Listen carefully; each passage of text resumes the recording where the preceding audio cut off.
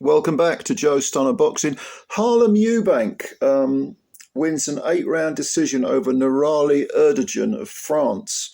This is an opponent who came in with a 16 wins, only one KO in the wins column, 3 defeats, all on points. And I honestly didn't know much about him. Like I say, he's French, he's an orthodox fighter. And he looks, if I had a quick look at his box record, he looks like he's more of a sort of 154-pounder. Maybe, he's got that. He's boxed at that weight a few times. He certainly looked bigger than Harlem Eubank, who was coming up from 140. This was at welterweight. And the Frenchman, 27 years of age, orthodox. Harlem's an orthodox fighter. I think he's 30 now. There was really nothing to really write home about this fight. It was just scrappy. There was lots of holding. Erdogan did a lot of it. Erdogan actually had 2 points taken off, one in the 6th and one in the 8th, for holding and pushing up with the heel of the hand. But Eubank himself in the last round had a point taken off.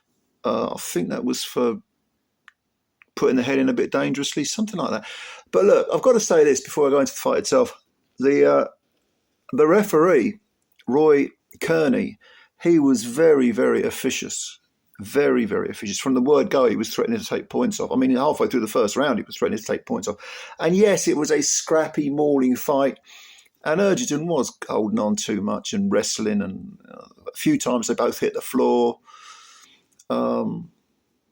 It was all scrappy. But the referee, if you're waiting for the referee's next move when you're trying to watch a fight, something's wrong. And also you could hear the referee speaking over the crowd. I mean, the crowd seemed kind of dead. This was at the Walker, I think it's called the Walker's Dome in Newcastle. The atmosphere was lacking, or so it seemed anyway. You could hear the referee talking. So the referee was getting too involved. He seemed to be working hard. Yes, it was probably a difficult fight to referee, but he seemed more prominent to the viewer, if you like, than the two fighters. And, Eubank came out. He's got this. He hangs his left hand low. He's an orthodox fighter. He likes to sort of fire the jab from the periphery, from underneath the periphery of the vision. And he does it quite well at times. And there was some good body work from Eubank throughout. Erdogan did land individual punches that landed flush, which is a worry for Eubank. One of them was a left hook. Now, like I said, Erdogan, he's only got one stoppage in 16 wins. Good engine on the guy, but I mean, when you consider the welterweight rankings, who have you got? You've got Conor Benn, obviously. I don't know what's happening with it. Lewis Ritson is somewhere in the mix. McKinson, Harry Scarve, Echo Esserman. Yeah,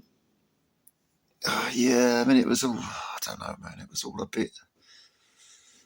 a bit crap, to be honest with you, this whole fight. I've never been that impressed with Eubank. I've never felt he's potentially a world-class operator. He might be European level. I would say, yeah, probably European level, but world-class, I don't see it. And after the fight, Nissa Sowland was saying, we want him to have a big homecoming in Brighton early next year, and 2025 is going to be a really big year for him and all this.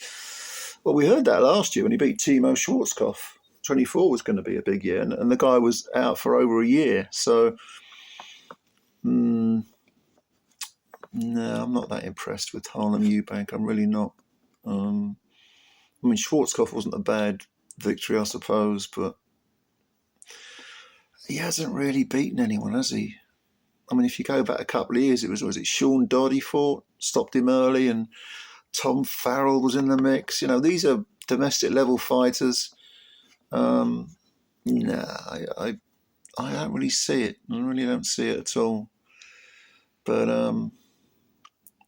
yeah, I don't know. What do you think? This was on Channel 5. Disappointing fight to watch, to be honest with you. Wasn't that entertaining. More of a wrestling match. A little bit of ground and pound at times with them both hitting the floor. What do you think of Harlem Eubank? Do you think he's going anywhere? If you do, tell me why. What am I missing? If not, tell me why you think what he's lacking in.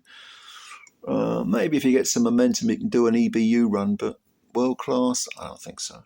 I don't think so. Anyway, let me know what you think. Tell me what you think. Comments below, and subscribe to the channel if you're new. Please do that. It's free and it takes a second. And if you like the video, hit the like button. Thank you. All right. I always appreciate your time. Looking forward to your comments, and bye for now.